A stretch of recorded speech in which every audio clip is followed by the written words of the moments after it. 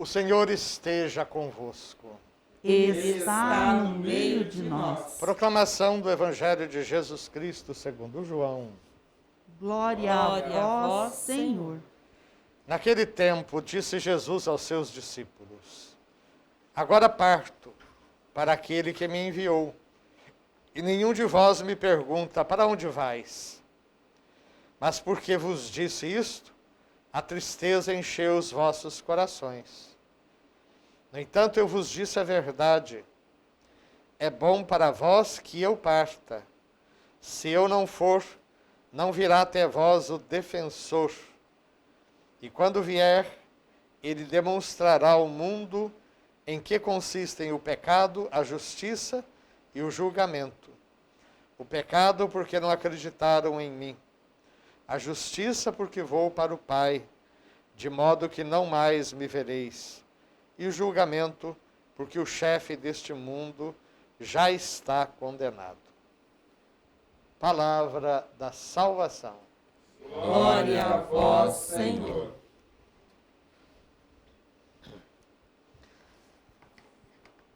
Meus caros irmãos e irmãs, acho que todos já perceberam que há algum tempo as leituras do Evangelho de São João vão nos trazer para situações anteriores à Páscoa, embora nós estejamos em tempo pascal. Enquanto que a primeira leitura dos Atos dos Apóstolos vai nos mostrando o desenrolar da implantação da igreja primitiva, das primeiríssimas comunidades, obras da ação evangelizadora dos primeiros apóstolos e particularmente de São Paulo. Vemos também como não foi um desenvolvimento tranquilo. Embora na manhã de Pentecostes Pedro, num discurso, converteu mais de 2.000 pessoas, o que a gente percebe é que com o passar do tempo vai haver dificuldades no anúncio da própria palavra, porque muitos adversários do reino vão se manifestar e adversários poderosos que vão perseguir os próprios anunciadores do Evangelho. Nós vemos aqui como Paulo, na sua querida comunidade dos filipenses, é ali atacado, agredido, não pelos seus discípulos, mas por outras pessoas que os açoitam e os colocam na prisão. E, no entanto, nós temos sempre aí a mão poderosa de Deus, que vem em seu auxílio, acontece um terremoto e a prisão se abre e todos ficam livres. Mas não vão embora, não fogem, ficam ali. E o carcereiro, na hora que vê aquela movimentação toda e vê que a prisão estava com as portas abertas, ele queria até se matar, porque ele sabia que ele era responsável e que os seus superiores certamente o iriam torturar por causa dessa falha na segurança. E Paulo responde: alto lá, não faz mal nenhum a você, porque nós estamos todos aqui. E quando aquele carcereiro viu a coerência daqueles discípulos de Jesus, de terem as portas arrebentadas pelo terremoto, e mesmo assim continuarem a anunciar e não fugir, o próprio carcereiro pergunta: Senhor, o que eu tenho que fazer para ser salvo? E aí ele é batizado. Então a adesão ao Evangelho se fazia sempre por esse conjunto de ações. A ação do Espírito Santo, que move os corações.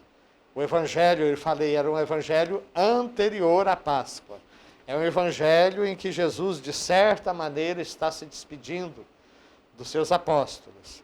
E agora ele vai dizer: eu parto para aquele que me enviou, e nenhum de vós me pergunta: para onde vais? Mas porque vos disse isso, a tristeza encheu os vossos corações. No entanto, eu vos digo, é bom para vós que eu parta. Se eu não for, não virá até vós o defensor. Falando então do Espírito Santo, né? As leituras já vão nos preparando para a celebração de Pentecostes, que acontece daqui a poucos dias.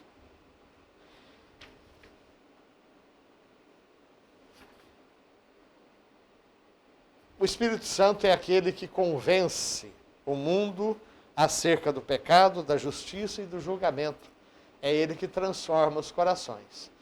Então eu dizia que o primeiro anúncio era feito por essa ação do Espírito Santo que conduzia, impelia os apóstolos, lhes dava coragem, pela ação poderosa de Deus, né, que com seus sinais e prodígios mostrava a sua presença, mas também pela coragem incessante dos próprios apóstolos, que na coerência com aquilo que anunciavam, não fugiam. Sabem que existem alguns santos na história da igreja que são, alguns até diriam, são cabeça dura, teimosos, não desistem. Um deles é São Sebastião, que foi condenado à morte.